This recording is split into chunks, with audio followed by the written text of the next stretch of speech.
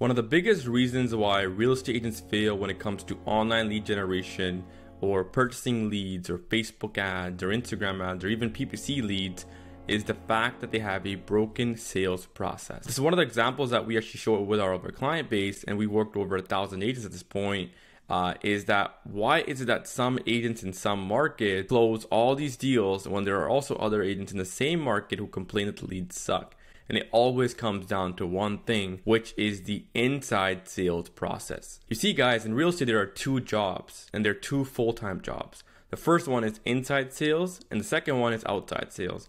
And a lot of agents right now watching this today may not even know what inside sales is. And that is the biggest disconnect as to why you can't scale up with online lead generation. The number one goal of inside sales is to book with you a face-to-face appointment, right? Whether that nowadays it's Zoom or it's in person, that's going to be the ultimate objective. But the issue with inside sales is that it gets really hard for the single agent to do outside sales and inside sales at the same time. And even if you are a team leader, watch this right now, if you have outside sales agents as well, you are going to have your margins dry up because there's inefficiency in the sales process. So what is the solution, especially for team leader, on how can you delegate your appointment setting process and actually optimize it and save yourself lots of dollars and also in turn increase your team's output? The simple answer is hiring an inside sales agent. For single agents, it's can I learn the skill set of booking appointments with internet generated leads, and then can I outsource it to someone, whether it's a virtual assistant,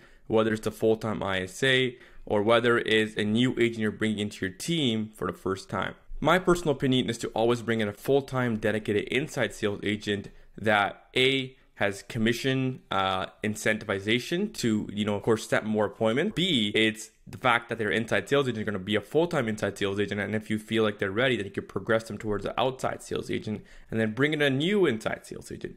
So all this inside, outside sales agent talk can be a little bit confusing for everyone today. My number one job is to break down one point today, which is why is it that almost all real estate agents that buy online leads or even run their own ads fail with online lead generation, and it comes down to the inside sales process. So I actually did an interview with Gustavo Munoz Castro of Power ISA, and they're one of the leading solutions for an ISA placement service. So it's a little bit different than a pay-per-lead ISA model. They actually let you own the asset. And here at GenerationLeads.com, we're all about having our agents own their assets. Can they own their ads so they don't have to pay other companies again? That is the model that we strongly believe by, that will serve our clients at the highest level.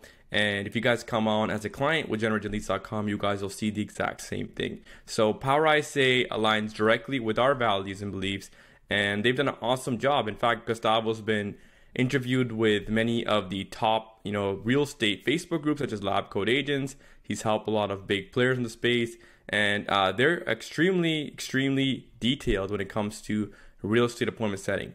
They have appointment setting dialed in like an art, right? So they know when to live transfer, when to book it in person, when to book a Zoom consult. And I really asked Gustavo some good questions. In fact, I do a little bit of role playing with him as well. So this is a really valuable interview that we just had to share with everyone on today's channel. Hi guys, my name is Prab Mangit. I'm the co-founder here at GenerationLeads.com. And on this YouTube channel, we simply share free tips, tricks, and strategies on growing your real estate business online. So in this video, we're going to be covering exactly the step-by-step process on what you should be doing to hire an ISA, how much it costs to hire an ISA, what should the ISA do on a daily basis, and when should you start to bring an ISA into the picture. So some really good questions were asked on this webinar, and I'm sure you guys will find value. So without further ado, let's dive right into the video. All right, guys. So welcome to Gustavo here. He's actually from Power ISA. I've known Gustavo for a long time now, and we're going to be actively interviewing him. So we're going to be interviewing him till 2 p.m. So the next hour or so. Some really good insights about inside sales. That's his bread and butter. And in general, just what does it take to convert real estate leads? And then, what we'll do, guys, in the beginning is we'll have this a Q&A. So we can leave the questions to a little bit later. Maybe about, 30, 40 minutes in, we can have an open Q&A about how this whole process works. Gustavo has an open book as well about this. So we'll chime in. But Gustavo, thank you so much for coming on. I know you're a busy man. And yeah, let's start off a little bit with, who are you, and, what do you do with Power ISA, and, how long have you been doing this, and what's your background, just so everyone can know. Awesome. Thanks, Prab. Appreciate it. Hey, everybody. Happy to be here and share, the knowledge. I want to encourage everyone to ask any question you want. No filter, anything, go for it. Whether it's scripting or process or whatever. My name is Gustavo Munoz Castro. People call me Gus. And I started this company, Power ISA, back in 2015. The main reason for that was I was a real estate agent. My background is actually in software. I worked at Microsoft for about almost 10 years as an engineer. I wasn't that good of an engineer. I had much better sales skills. And if you ever worked with engineers, they don't particularly like working with salespeople, right? So I knew I didn't fit into that world 100%. And I just had other talents that I wasn't utilizing. So my wife actually started the real estate team in Seattle, and I joined her team. I left Microsoft and I started full-time in real estate in 2013. I had been working part-time since 2010. This was a while ago, guys. This is for the young folks in the room. This was a bit ago, back when it was a buyer's market still. That's when I started it. That's how long ago it was, right? It was a buyer's market out there. So I started with my wife's team. I helped build up her team. And we, started building up that team, added 1, 2, 3 people there. And we ended up learning about this inside sales agent role. I discovered it, right, as I was a newer agent. And I said, hey, what is this? How can this work? And I took the deep dive. I took classes on it, coaching. I read a book on it. I did a lot of research. And I really thought it was an important role for any real estate team. Back then, I'm talking about the 2013, 2014 timeframe.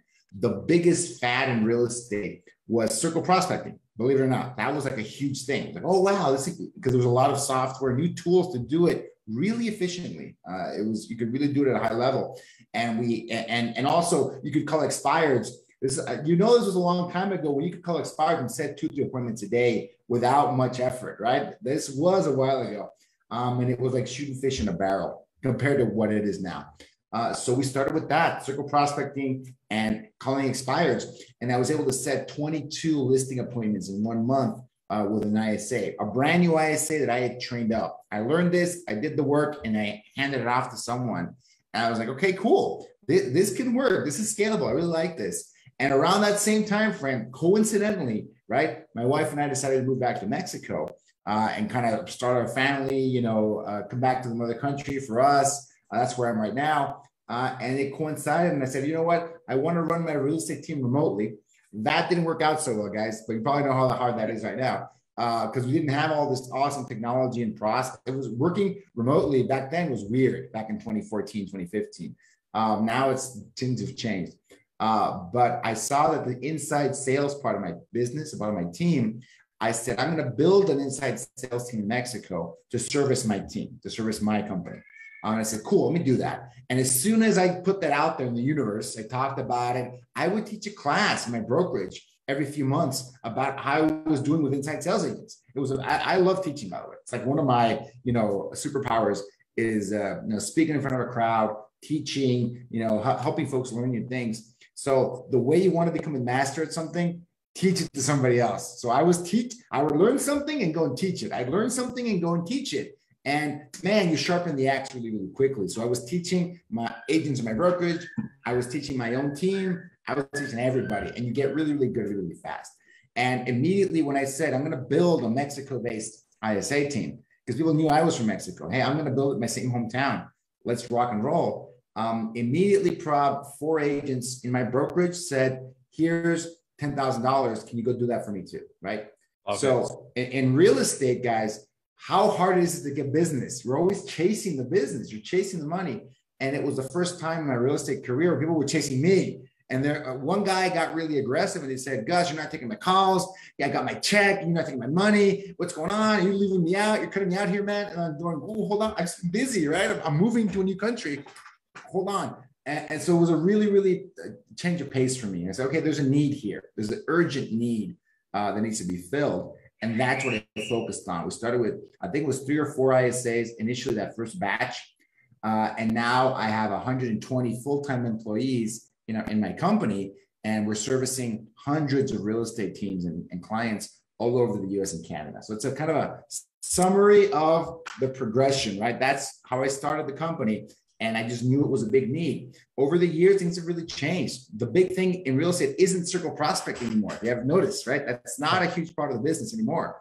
It is Facebook. It is focusing on internet leads and the conversion challenges that those present. I know everyone on the calls know what I'm talking about. These leads are not easy to convert, right? So we went from being a 90% circle prospect, outbound prospecting focused company in 2015 to a 90% inbound lead, internet lead conversion company. So it's been a big evolution for us over the last few years.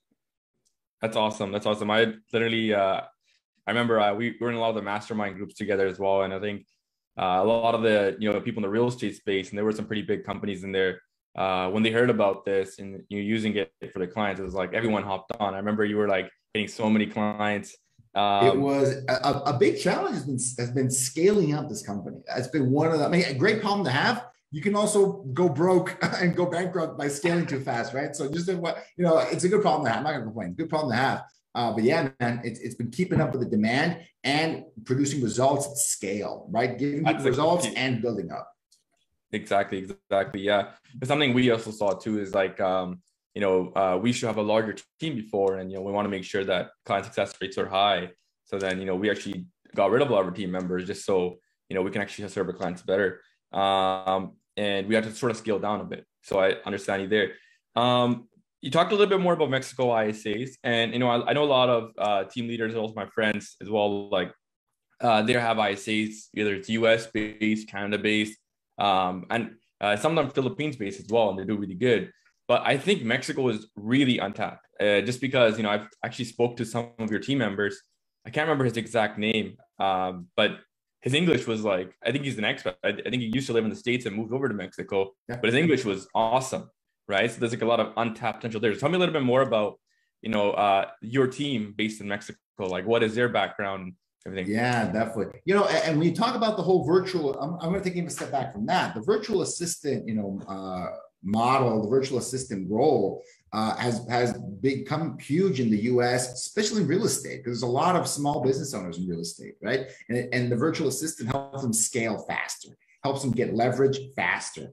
So it's been a really, really interesting model. And it started with the Filipino virtual assistants. That was like the big breakthrough. And I remember this, 2012, 2013, the first few companies, the first few agencies popped up helping real estate agents hire typically a Filipino virtual assistant. And they were doing marketing activities, listing input, everything. The first few things you hand off as an agent.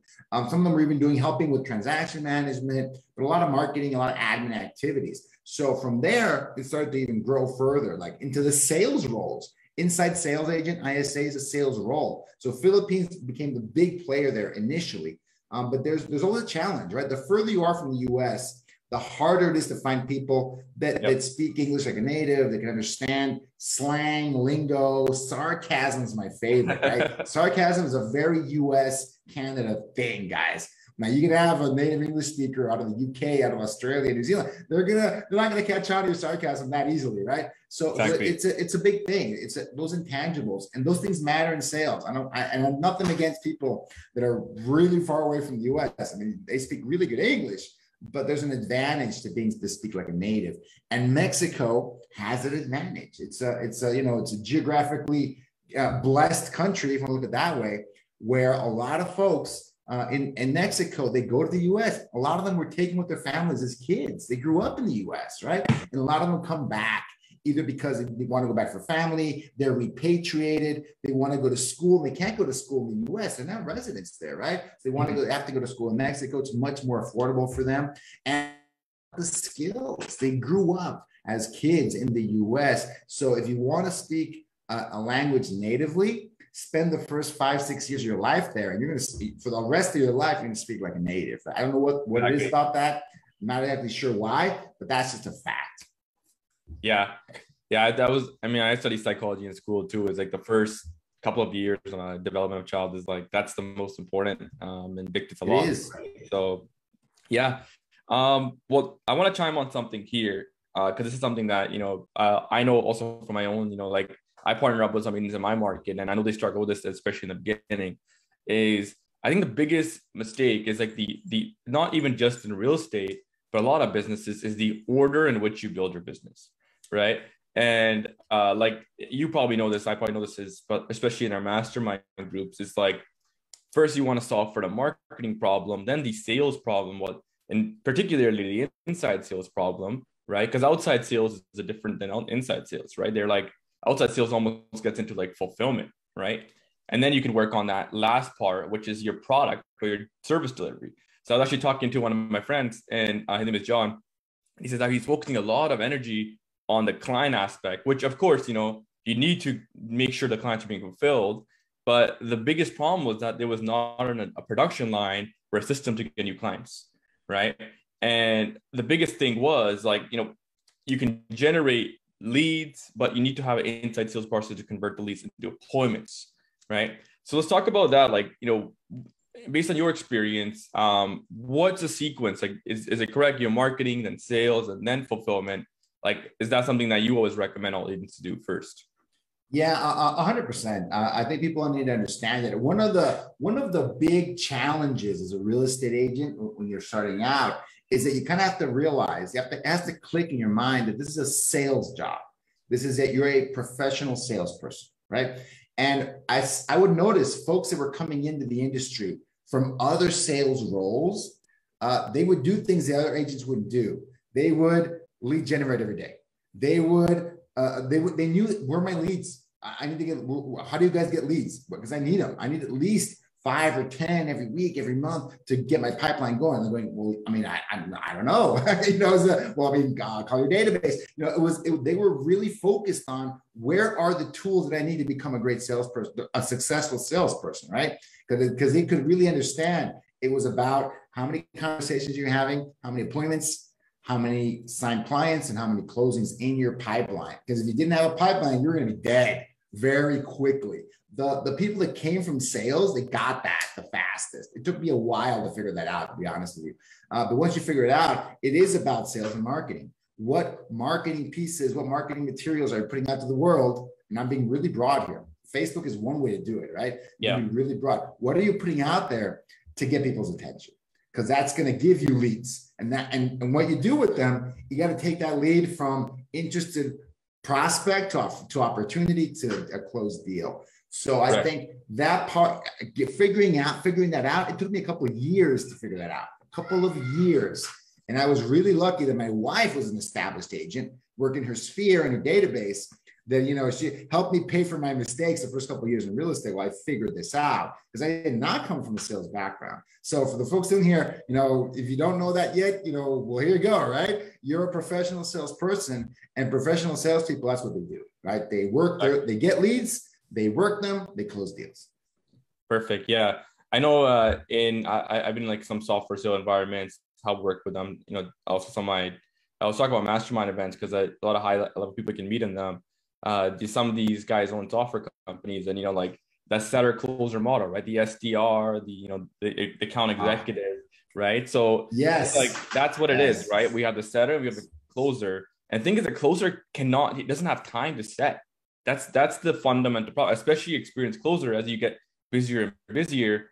And I talked about this on some of our other weekly success clinics, is that inside sales is a whole different beast than outside sales. Like they're different duties, right? And I would argue that inside sales is more difficult than outside sales, right? And one of the things where, it's in commission-based sales. We see this across everywhere. I see this in our own sales team, where, we have, I think at any given time, we have 50 plus commission-based salespeople at generating leads, right? And only 4 of them are always actively selling. So why is it that 46 of them are not selling?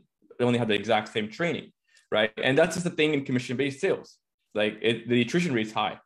And it usually comes down to the sales process, right? Like what's the first of all, what's the core sales process, and what's the individual sales process? Because we have some guys that work for us, and I'm talking about my own company. We'll talk a little bit more about real estate shortly. Each person has their own sales process. Like one person will have their own virtual assistant who is their own respective ISA, setting appointments for them, right? So in the real estate space, like, I've worked with a lot of teams, and some of these teams do hundreds of transactions a year, hundreds of sides, and they're some of the top teams in their respective area. And every single one of them so far has an inside sales department and outside sales department. And also sometimes the inside sales department is actually much bigger than the outside sales department.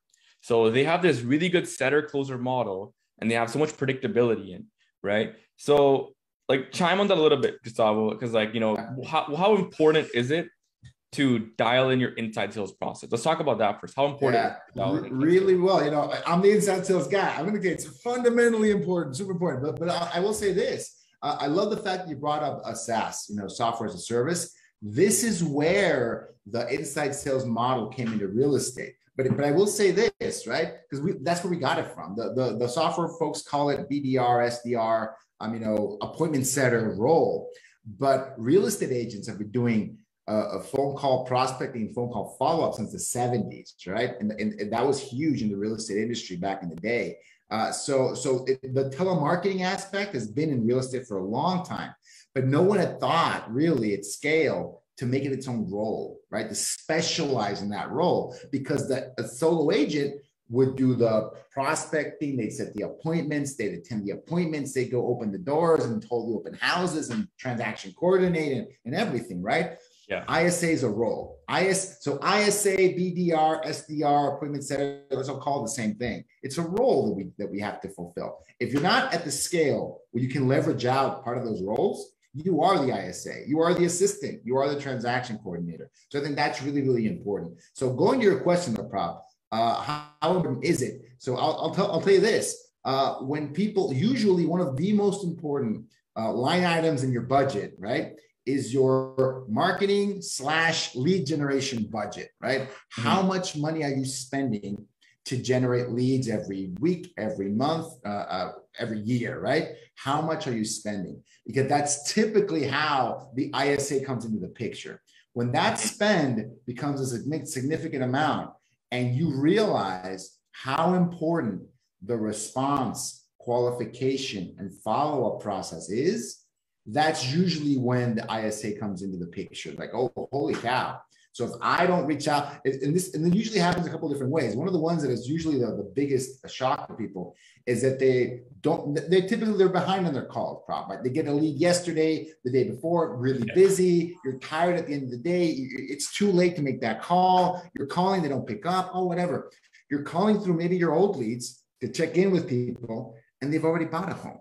And guess what? They had a home to sell as well. And you didn't even get to talk to them. Like, oh, I'm good. I'm good to go. Yeah, I'm done. And when agents go through that process, they're like, I lost 1, 2, 3, 4, 5, 10 potential deals. I didn't even know were in my lap. Like they came to me first and I didn't talk to them. I talked to them after the fact. Something like that usually happens. They're like, okay, great. If I start to quantify how much, not just how much money I'm spending, how much money I'm losing by not reaching out and connecting with enough people, then they're like, okay, I need to take this more seriously. It usually happens that way. They're seeing leads come in and they're not seeing deals get on the board. Yeah, I think it's very normal too, especially commission-based sales, where it is really a mindset thing. Where if it's especially in real estate with the sales cycle, they're so much longer than other industries. Like we have some industries where like you close the deal the first week, right? The thing is, we're selling real estate where it's probably the most expensive thing that everyone owns, and it's going to have a higher timeline to sell. So when it comes to I think you brought a really good point up, because I literally did this activity on our Monday Success Clinic, and we went through an agent who's CRM. He was actively closing deals, and he was acting the role of the IC in the beginning. And I think Gustavo, you're in a Facebook group, you could probably see it as well. Like how many dials he was making. He was calling at a certain time period, which is 5 to 8 p.m. We'd always call 2 times back to back. Now, I know a lot of days today, especially with all the new technology, there's different types of, you can have automations, like, high level's a great CRM. I know you use high level, right? So high level, basically, you can have a text message email sequence and they respond back and then let you know that they responded back. But in that particular example, when I was showing down the Success Clinic, he was booking so many appointments with people that didn't even respond back. So there was something that he was doing, which it was very self-explanatory, was just he was reaching out every single day. And the inside sales process was locked down to the T. And I remember, because he's been in our community for a long time, almost 3 years now, In the first 6 months or 5 months, there was no closings. And there's no closings. Partially, there's a lot of reasons why there's no closings. Okay. This particular reason was because the inside sales process was not dialed in. The follow-up was not there. So when he tweaked that, then he started getting appointments. When he started getting appointments, then he started getting buyer broker agreements, and then he started getting closings, right? So there's a sequence. So the other thing you mentioned as well is like, people were saying I already bought. I literally did so one of our clients that came in, I had a call with her. Her name is Sandra. Maybe you're watching this right now. She did a database reactivation with her leads. And I can probably count the number of like that's painful. It's a necessary exercise. It can be excruciating to do those rekindling campaigns. Yeah, exactly. And people were like, I already bought, I already sold my home with another agent. I already bought. Thank you so much for following up though. And today we don't have that much time, but I wish I could show my screen and literally show you guys like there is database gold. So I want to transition this into a little bit more of expectations and a little bit on expectations. Then we'll dive into a little bit more granular questions because at generatingleads.com, we run like a specific system. And I know you guys are masters at converting that system. So let's talk a little bit more about expectations on lead conversion, because I've been in the space for a long time. And I can tell you firsthand that, like I know agents in our program that convert 7% and they're so unhappy converting 7%. And I was like, did I just hear that, right? So yeah, 7% is definitely really high. But even like generatingleads.com, right? We use Facebook leads, right? And it's very profitable because Facebook leads are usually earlier on out. So we talk to real estate agents that are not ready to buy right now. And the same thing is in real estate, right? But the thing is, the money is made when you're not competing, correct? So the thing is, even us, we convert 1.29% of all of our leads. And the average real estate agent and any real estate lead gen, it should be, 1%, 2%, even if it's 0.5%. Those are still decent benchmarks to convert. So tell me a little bit more about lead conversion rates. What should you expect from 100 Facebook leads, let's say for a list of homes ad? How many of those leads should you expect to convert? Great. Actually, there's two things I want to say. I'm gonna talk a little bit about something you said earlier, which is a sequence of events, right? How that sequence, because that ties into the expectation, right? Because if you don't have the right sequence, you're never going to get the numbers that I'm going to be talking about. So usually there's different parts to this lead generation, lead conversion system, right? There's the part that you guys are experts in, the ad itself. I know you guys, you license, you let people use your ads because they work. You've got the ad, the creative, and the messaging and the imagery, and got that. That's the first step, right? You got to have something, you got to have some decent marketing out there, some decent stuff, because there's competition, right? It's not easy to get these campaigns to launch and kind of set it and forget it. That you need help with that. And people are here talking to you. That's great. Because that's where most people get stuck, right? They usually say, oh, Facebook leads, they don't work. And no one responds to my boosted post, Gus. What do I do? That's not the way to generate leads. Not anymore. Maybe that worked a few years ago. It doesn't work now, right? Or I talk to agents in my Facebook group all the time where, I had someone live and I said, okay, show me what you're doing. And they were posting on Facebook, but they were expecting organic reach to get them a lot of traffic, and that doesn't work anymore, right? So I think it's important to get plugged in the creative and marketing. That's awesome. The next thing, okay, you got to generate those leads. Are they coming in? Are you even generating anything at a reasonable price? If that's locked in, loaded, good. You're getting people at a certain price range. Great. Then you've got to follow, you've got to talk to them.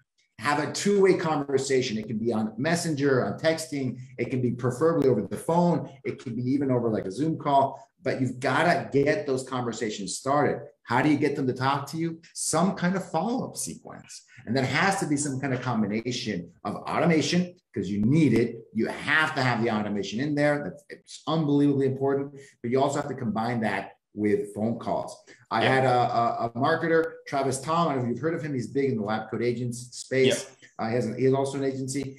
One of his top clients, was measuring this, and they only did text message follow-up. They only did text message. That's their thing. Text message, all automatic.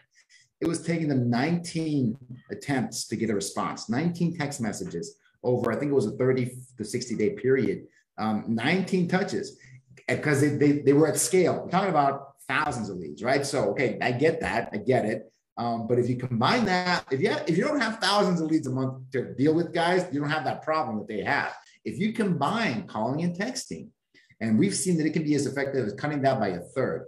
10 touches maybe is what you need between calls and texts, between calls and texts. We would do 12 in a 30-day period. And that would typically get us talking to about half the leads that we got within a 30-day period, that was an average result for us. Some campaigns were better than that, some were worse, but that was an average across the US and Canada. So I really thought those numbers are important, because if you talk to enough people, then the conversion, the actual conversation comes into play. Yeah. And that's when scripting comes into play. Role play comes into play, right? Really, really important. And one thing I can do, probably, I love to share like Facebook script. I'm not sure you guys have one. It's a great one. Awesome. I have one too that we can share. Really, I think your internet. Actually, I love to share that. There was a little bit of a lag there. So, okay. Can you hear me? Yeah. Yeah. Perfect. Okay, that would be awesome. That would be so good. Like if we can go over that, that would be huge. And like you would just share the link, or do you want to actually go through the script? Oh, I can actually go. I'm going to use that for my example. So we get a lead coming in from Facebook, right? Okay. You want to talk to them. Like I said, it is the creative, it is the follow-up sequence, follow-up process, because that's going to get you. The whole goal of all those things is to talk to them, right? Yep. Get a conversation started with these folks. Once you've got that conversation started, that's where the scripting comes into play. And Facebook, like you said, Prab, these tend to be higher up in the funnel. It's interruption-based marketing. They might be just very superficially interested, right? But what I tell folks, like you said, you're not competing with anybody in that situation.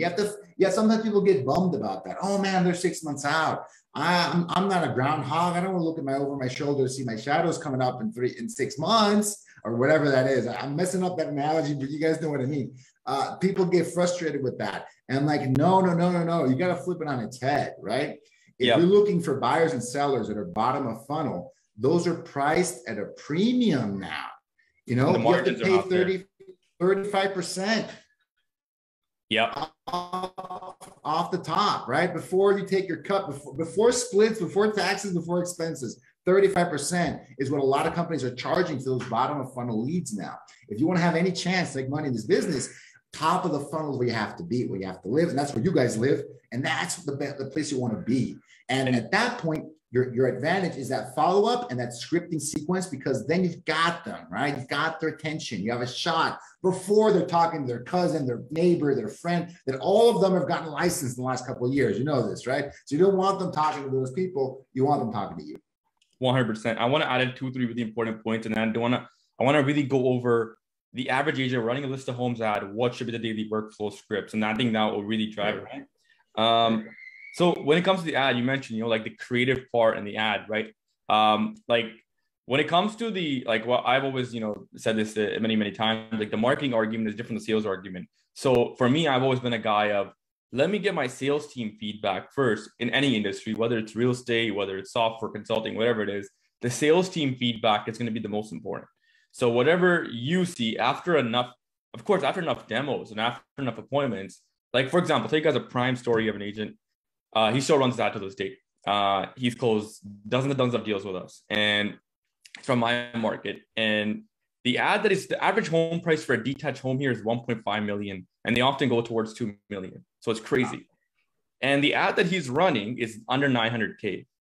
So the thing is and the ad's performing really, really well, right? So the thing is that it's important to understand. Like I think for me, the only reason why I would really change the ad. I know this is a really question, like when should change the ad? The ad part can usually get overcomplicated when it's as simple. It really should be simple. I think the only reason you should change your ad is, let's say you're in a state or a province where the price point is like 300K, right? And in 300K, let's say a majority, meaning more than half of your leads are Section 8 rental, and you cannot deal with that. That's when it's a good idea to go up the price points, right? But I'm always about get the sales team feedback first, get your feedback first. After and I've been, in academics, like the number is 30 as a sample size, which is a really good test, right? So 30. But anyways, I want to talk about that as well. The earlier on in the pipeline, what's the profits are made. Like we have an agent that put 5K into ads and made 300K GCIL. So you can only imagine if they put 10K or 15K or 20K into ads, right? And it may seem like a big number. Don't get me wrong. Like 5K may seem like, wow, that's a lot of money, or 10K might seem like, because you know, it's real estate. It's, you know, they don't come in every single, you know, the sales cycles are long, but, you know, like, I think one prime example, I was sharing this on our Monday call with a lot of our clients, was the levels that I can get, right? Like, I know some agents that spend $60,000 a month on advertising, right? And I'm not saying that to belittle anyone, or, you know, it's saying, oh, you guys should be spending more, because of course you need to have a return to spend more, but there's levels and it starts to get exponential. Like, we spend $10 a day on average for most of our clients. But the thing is, you know, like, even if we look at outside of real estate as well, like, let's just say our company, we spend about $2,500 a day on ads for generating leads. So that's why the marketing is working. That's why we're getting so many clients, right? And that's the, you know, you got to give something and get something back, right? So let's talk a little bit more about, I'm a client, I'm running a list of homes ad, right? What would be, you know, I'm getting a list of homes. Let's just say we're running a list of homes in Ontario under 1.5 million or whatever it is, right? Lead comes in, they start getting texted and they start getting voicemails, start getting emails, and they respond back, or whether they don't respond back. What is your daily workflow and what is your script to get these people? And once on the call, what's the goal? Is it to book an in-person appointment? Is it to book a Zoom call? Like, let's talk a little bit more about that. And I want to really chime in on this, because this will be a really core part of today. Yeah. Oh, and that is a great one. And I love this part, right? Because this is the part where kind of the magic happens. So when you're talking to a Facebook lead, all we've said, top of funnel, the interest can be very superficial. You have to know your numbers. There's a percentage of these folks that are coming from Facebook. Maybe it's 10%, maybe it can be up to as high as 20%, that actually have a stronger motivation than a year out, right? You have to understand that. You have to figure that out and understand that it's a numbers game. You got to talk to them to figure out where they are. Here's another thing. They don't want to tell you what their timeline is. They don't want to give you that information. I don't know who Prob is. Why are you calling me? I have no idea, right? So understand that. And also understand they do not want to meet with you, right? They don't have time for an appointment with you. They couldn't care less that you want to meet them and show them this, show them that. You know, I'm a top agent. I've got all these certifications. I've been in the business for 87 years. And guys, the consumer could not care less about that. But let's make, instead of arguing, let's make peace with that. Let's understand that. That's the baseline. And then you can make progress. If you know the rules of the game, you know, then you can win, right? So when you talk to a Facebook lead, the approach we recommend is a customer service approach. Hey there, Mr. Prob. My name's Gus. I saw your message coming through Facebook. You're interested in our homes list, homes under 1.1 here in Calgary. That's awesome. Tell me a little bit more about what you're looking for. I want to really customize that search to make sure I get you the right property. Tell me more. And then the name of that game is to ask these open-ended questions, right? Because the goal, other than answer, the information is valuable. You do want to get that information from them.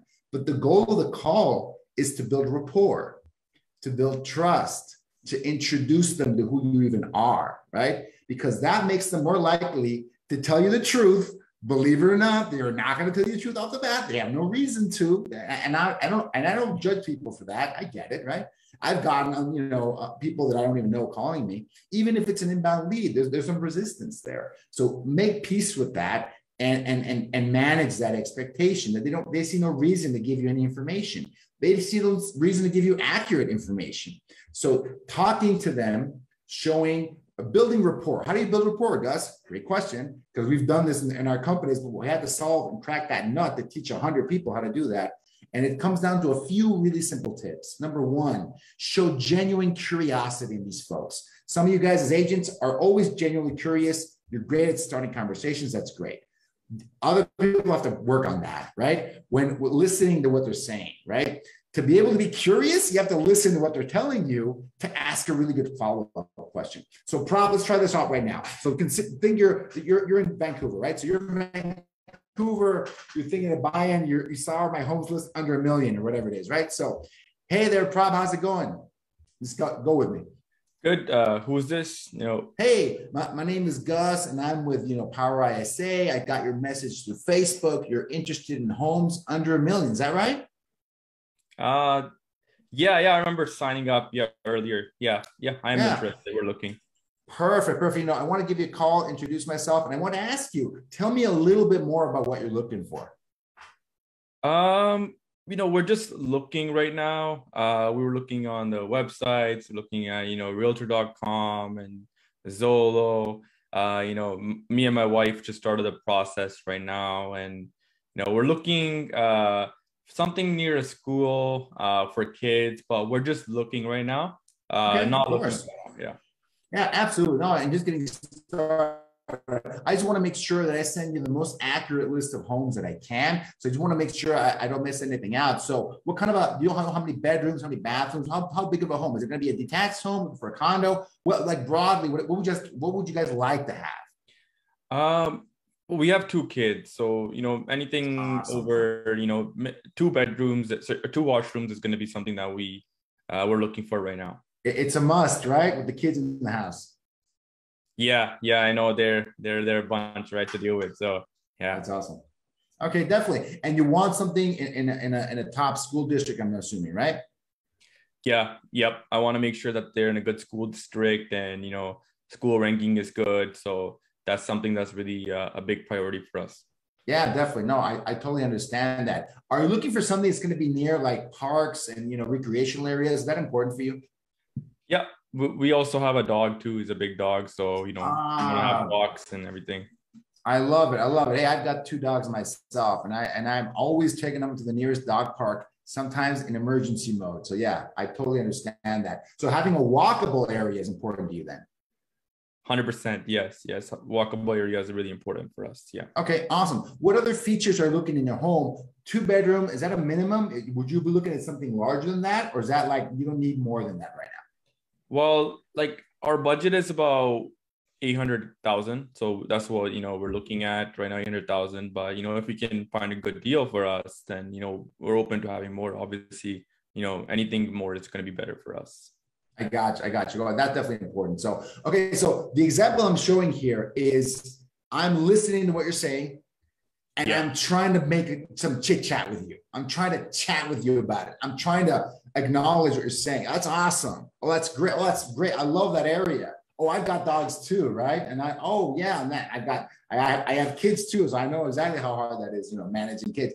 Kids are one of the biggest drivers to move homes, by the way, right? They're like the biggest reason, because of schools, because of the size of the home, because of this, because of that, all these reasons, right? So connect with the person, understand what they're at, right? Because they are more likely, they're more likely to like you. That goes a long way, guys. That's been one of my secrets, as a salesperson is, number one, let me crack a joke or two and just lighten the mood, and let's try and connect and just get the other person to like you, even if it's only a little bit, because they're only got a few seconds to build rapport quickly.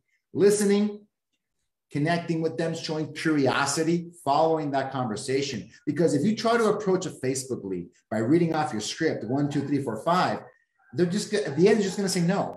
Do you want to meet with us tomorrow? I don't want to meet with you tomorrow. I mean, we're done, right? Get out of here, right? We're done. There's no purpose, right? So building rapport, building trust rapidly is important, because when you want to close for the appointment, the only thing you're not going to say is, when do you want to meet with me? That you can't say that. That's not a successful close.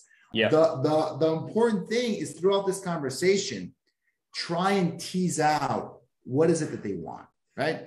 Do they want a deal? Do they want access to, oh, great, you know what? I've got my off-market property list I'd love to show you. Like, let's meet to talk about that. Let me show you my VIP buyer program, right? Yeah. Do they have anxiety in a market like this? Are they worried about multiple offer situations? That's a big concern for people, right? Massive concern. How are you going to solve that for them? Hey, I'd love to have you into my strategy session. We're going to go over how I make my clients win multiple offer situations. Do you have some time for that? That they will have time for a problem. They have time for that, right? And in California, agents have, they're allowed to do off-market properties, right? So like, hey, do you have time to check out my off-market property list? I have time to check out your off-market property. I will make time to check out your off-market property. So closing for the appointment is unbelievably easy if you have a strong, compelling hook. It's similar to the Facebook ad, right, Prab? And the ad has a hook too. It's the exact same process, except it's over the phone and it's a conversation, right? And it takes practice to figure this out. But you're learning about them, what they want, And you want to throw out that hook and see if they're interested in that. Because from the hook to the appointment is a no-brainer. That is just bringing them in to solve that problem. So if people try to implement that kind of a framework, what is the problem you're likely? And if they don't tell you what the problem is, guess, because they're a buyer in Vancouver. By logic, what's their concern, right? If they have, oh, you know what, I can't move yet. I'm in, your project, I'm getting started. Great. When would you like to be in your new home? When do you envision yourself being in a new home, right? Is it tied to the school year? Is it tied to a relocation issue? Or, this is the one I love, is it tied to you selling another property, right? You need funds from another sale, right? Oh, no, I need to wait for whatever it is, right? Find out what's holding them back. Find out. Hopefully you've built enough rapport to have that conversation with them, right? Because if they're like, oh, I have to sell a property first and that's not done yet. Bingo. Oh, that's awesome. Because I am a master at managing that buying and selling. It can be hazardous, as you know. There's a lot of details. I would love to sit down with you and come up with a plan to solve that really awesome problem you have. So whatever the problem is, you're the solution, Bob. Whatever the problem is, I don't even care what the problem is. If it's real estate related, I'm going to help you solve it, right? 100%. So find out what the problem is. And if you can't find out, guess, because you're a pro. And you probably know what most buyers are concerned about, worried about, anxious about. And you've got to have a hook that solves that problem for them. Oh, I would love for you to attend my Monday webinars. Or do a webinar. A lot of folks are doing that right now to get people involved and started, right? Correct. And I think that's so important because I want to chime in on something because I know these ideas are bursting in my head. The whole, most scripts and most different verticals, especially even the one that we were talking about, they're all question-based selling frameworks, right? And that question-based selling framework is what builds a rapport because it makes the other person feel like they genuinely care. At the end, it's about that irresistible offer. Right. And typically when you make that irresistible offer as well, you talked a little bit more about VIP buyer programs.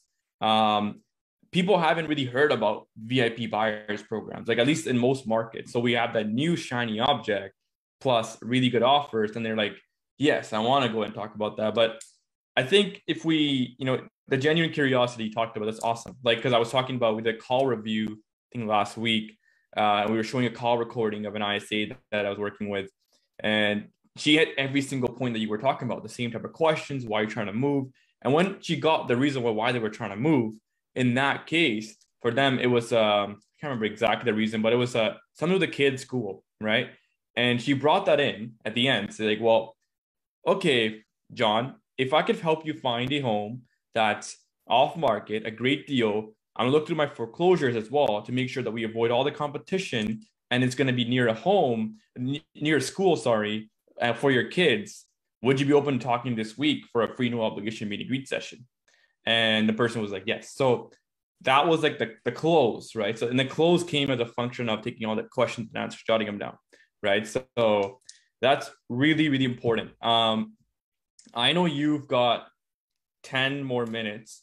So I want to really make use of this, right? So I know with our clients, we run the list of homes funnel because, we ran it many, many times. Hundreds of clients have closed deals from it, right? So the list of homes is really like where we find that's a universal offer that works and it's a really good conversation starter. But one thing that we also recommend all of our clients to do is to have a video sales letter. And this video sales letter is going to underpin. And here's the thing, can you get results without a video sales letter? 100%. Can you get results without retargeting yet? 100%. But you mentioned that I was watching one of the interviews with in the Lab Code Agents group, which is a really good group. A lot of like-minded agents there. It's a good mastermind group, and I think Tristan owns it. But basically, one of the things that they were talking about was, like having tools in your arsenal. Like the ISA is a tool, right? It's another thing in your war chest. The video sales letter is another thing in your war chest. Yes. So what we do is we have like this agents build a big bucket of people, thousands of people using organic reach and paid ads. They have the systems to follow up, the CRM, and we give the inside sales training. And the goal is to have this, to build on know, like, and trust, because it's about creating those qualified leads. And a qualified lead, in my opinion, is someone that knows, likes, and trusts you. And I think the know, like, trust thing has been it's overused, but it's true. in the sales industry. 100%. 100%. So That's why database is such a high ROI activity, your own personal database, because they automatically know, like, and trust you, right? correct. It's getting the unmet leads to know, like, and trust you. It takes a lot more work and a lot more skill. But I mean, yeah, I agree with you. That precondition, if they already know, like, and trust you, half the battle has already been won, right? 100%. And one of the things that we recommend all of our clients to do is get that video sales that are done. And that's like the 24/7 salesperson, right? And there's going to be remarketing them. Now for the really warm leads, which can be a very small percentage of them, maybe 5%, maybe less, they're going to book in a call. Depending on how much you spend, you'll get more or less bookings. But the real magic still lies in that inside sales process. So I know today we talked a lot about inside sales and everything, and how many touch points it could take. I think the touch point part is we've already really covered that. Like, how many calls does it take to get someone, right? Like 10 points, and that's 100% true because we literally did a call this Monday. It's still in our Facebook group, and we showed the inside of an agent CRM and how he was setting appointments.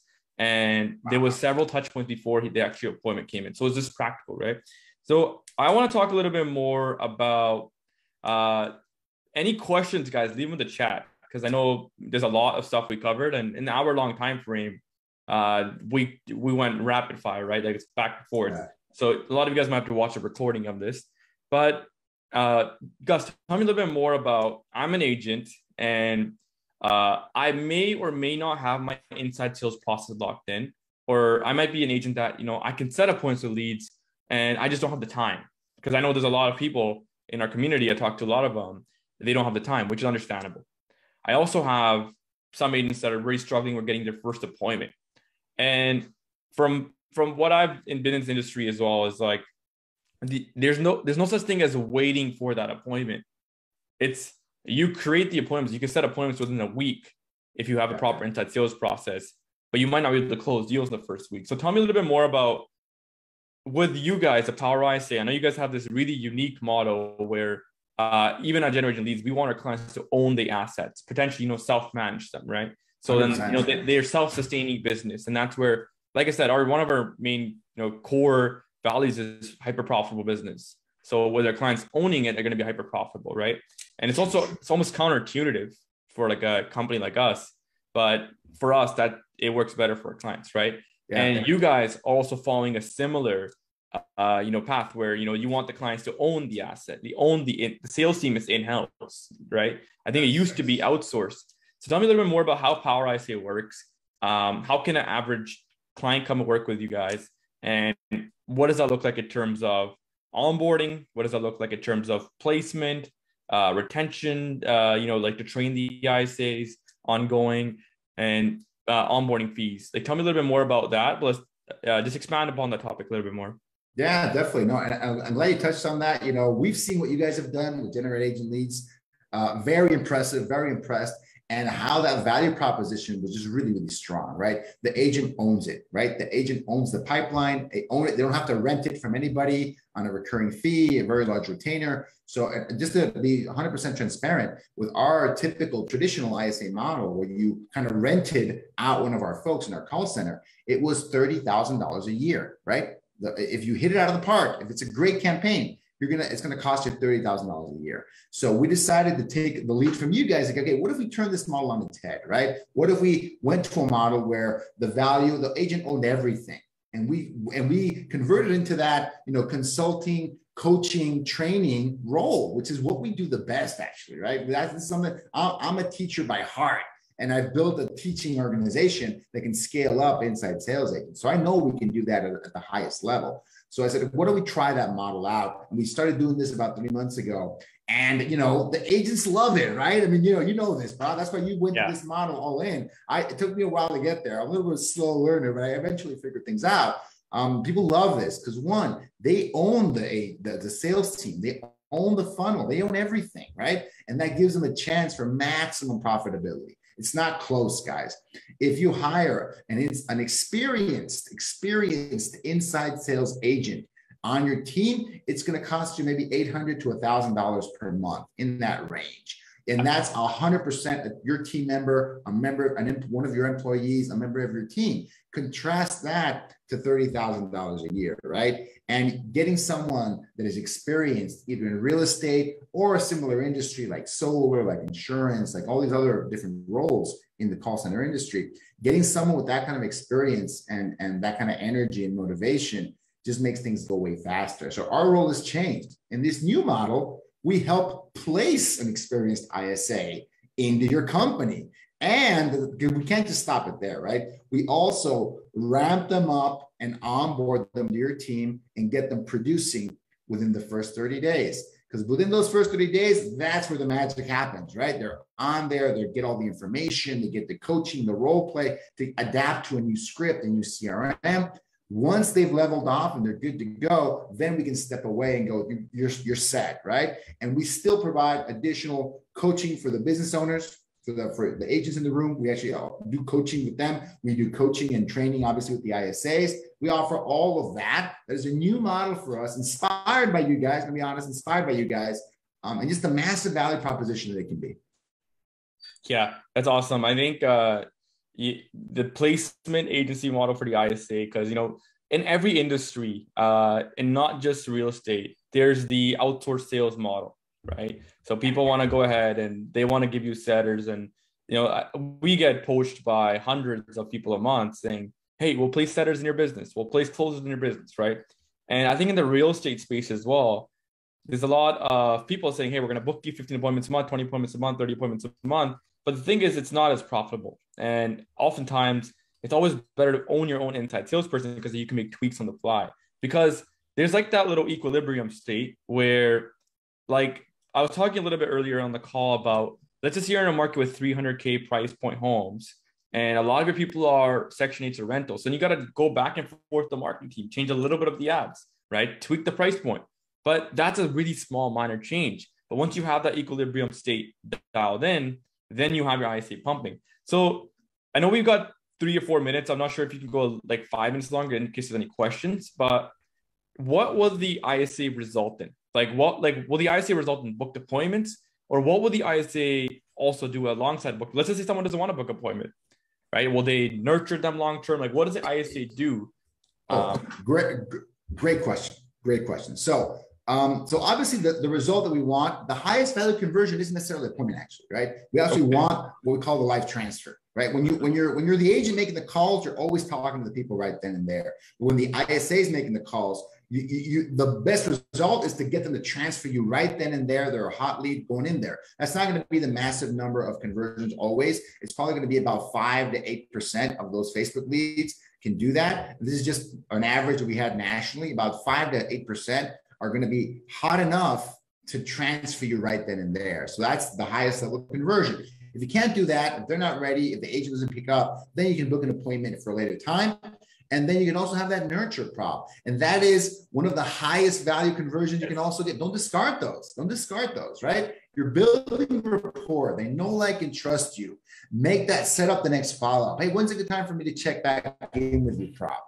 Oh, that's awesome. And then regardless of what they say, check in with them the next time you have some juicy thing to offer them.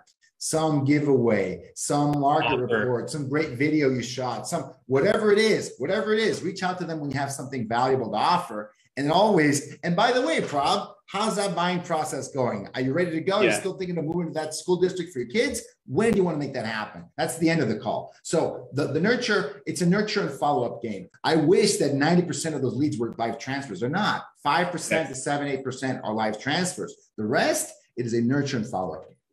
100%. I think that part is so important too as well, because like we have so much things, like we're always trying to add in more gadgets, right? Like more conversion tools. Like we have the video sales letter, and we added the content portal. The content portal is built within High Level, and agents can create a course. And whenever the people log into the course, it lets them know that someone logged in. So then because you own the ISA now, you have more flexibility.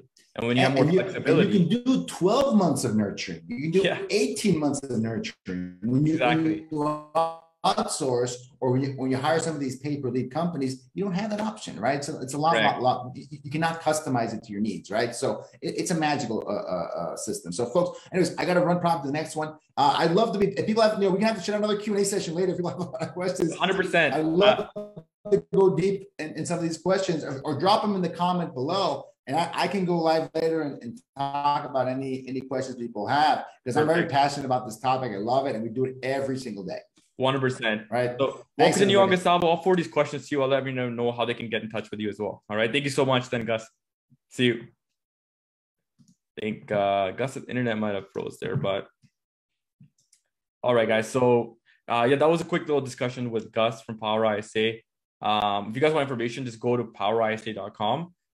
Just be like, hey, I came from the Generation Leads live stream, and then they can definitely get you guys incentive there. But I think Gustavo's a really good example. He's been in the industry for a long time. He speaks in multiple other Facebook groups. You guys probably seen him in Lab Code Agents and Power ISA. So I know Gustavo from like years and years back, right? So I've been in mastermind groups with him, and for him, one of the key things that we have with some clients using Power ISA is the inside sales component is very, very important. So I know a lot of the stuff that we talked about today as well was sort of synergizing with, what some stuff we talk about in our previous success clinics and the importance of inside sales, right? So that being said, we're going to open up a Q&A. Let me know if you guys have any questions as well. And then if not, I think we're pretty much good. There was definitely a live jam-packed session there with a lot of stuff. So a lot to process. We're going to upload this recording. It's already streamed inside the Facebook group as well. So you guys can start watching in the next 15 minutes if you guys like. But any questions you guys have, let us know in the comments down below, and then we'll be able to answer them for you guys. But apart from that, that was pretty much it for me today. So if any questions, guys, let us know, and then we'll stick around for 5 or 10 more minutes.